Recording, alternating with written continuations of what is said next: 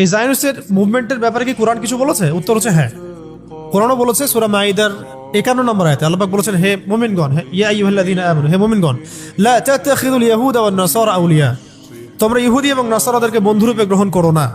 কার কথা?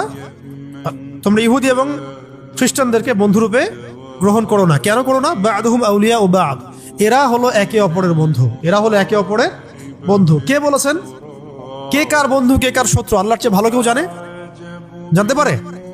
আমাদের কাছে যদি মনে হয় না তারা বন্ধু না, কিন্তু আল্লাহ পাকের কথাকে গুরুত্ব দিবেন না আপনার নিজের রিসার্চকে? আল্লাহ বলে দিয়েছেন বা'দুহুম আউলিয়া ও বা'দ, তারা একে অপরের বন্ধু। আল্লাহ পাক আরো বলেছেন, ওয়া মা ইয়াতাওয়াল্লাহুম মিনকুম ফাইন্নাহু মিনহুম, মুমিনগণ শোনো, তোমাদের মধ্যে কেউ যদি তাদের দিকে মুখ ফিরাও তাহলে তোমরাও তাদের অন্তর্ভুক্ত হয়ে যাবে। তো জায়নিস্টদের এখানে একটা এক্সাম্পল আছে। তো ইহুদি এবং নাসারাদের মধ্যে একটা গ্রুপ অফ পিপল যারা চায় এই পুরো ওয়ার্ল্ডটাকে রুল করতে। তাদের সাথে কি আরো কেউ আছে? উত্তর হ্যাঁ আছে। তাদের সাথে আর কে আছে? মুশরিকিন, যারা মুশরিক তারাও এদের সাথে আছে। এর দলিল কোথায় আছে? এর দলিল সূরা মাইদাতে আছে, সম্ভবত 90 কি 93 নম্বর আয়াতের দিকে। এটা হচ্ছে যে লাতাজিদান্না আশাদ্দান নাস আদাওয়াতান লিল্লাযীনা আমানুল ইয়াহুদ ওয়াল্লাযীনা আশরাকু।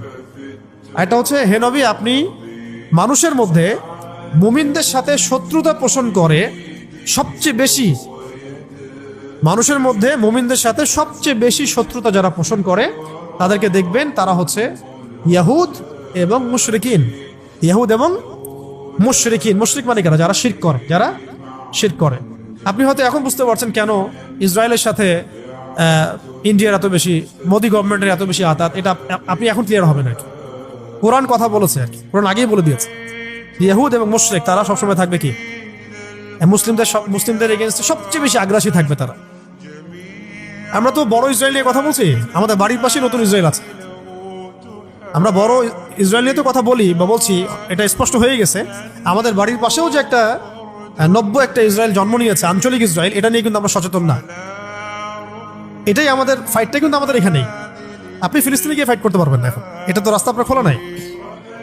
প্রত্যেকটা অঞ্চলেই তো এই জিনিসগুলো, ফিতনাগুলো ছড়া যাবে। তা আমরা পেলাম তিনটা গ্রুপের নাম, ইয়াহুদ, নাসারা, মুশরিকিন। তারা একে অপরের সাথে থাকবে। তো এই কারণে জায়নিস্ট মুভমেন্টের মধ্যে আপনি দেখবেন যে ইহুদিরা তো আছেই, বেসিক্যালি মূল ওদের ফাংশন করছে ইহুদিরাই।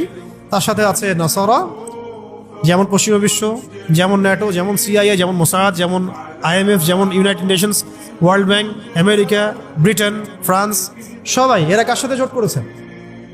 ইসরায়েলের সাথে। কোরআন কথা বলেছে, একদম স্পষ্ট করে দিয়েছে। কোরআনের এক একটা হরফ সত্য, এটা স্পষ্ট হয়ে গেছে এখন ওয়ার্ল্ড অ্যাফেয়ার্সে। এবং তাদের সাথে মুশরিকদেরও আতাত হয়ে আছে কিনা? সারা ওয়ার্ল্ডের মুশরিকরা একজোট হয়ে ওদের সাথে। এমনকি তাদের সাথে মুনাফিকরা, আরবের মুনাফিকরাও জোট গঠন করেছে, তাই না? তাহলে আমরা পেলাম যে জায়নিস্ট মুভমেন্টের মধ্যে থাকছে কারা? ইয়াহুদ, মুশরিকিন, নাসারা এবং মুনাফিকরা। এবং এই আইডিওলজিক্যাল ওয়ার্ডগুলো দিয়ে যদি আপনি ওয়ার্ল্ড অ্যাফেয়ার্সকে ডিল করেন তাহলে দেখবেন পশ্চিমা বিশ্ব, ইসরায়েল, আমেরিকা, ইন্ডিয়ান রেজিম, এদিকে আপনার চাইনিজ রেজিম, রাশিয়ান রেজিম, সবাই ইন্টারনালি কানেক্টেড এগেনস্ট ইসলাম। একদম খোলাসা, against Islam and Tawhid and Sunnah, against the Din of আল্লাহ। এক কথায় এগেনস্ট দ্য দ্বীন অফ আল্লাহ। তাদের উদ্দেশ্য কি? তারা এই ওয়ার্ল্ডটাকে কি করতে চায়? শাসন করতে চায়।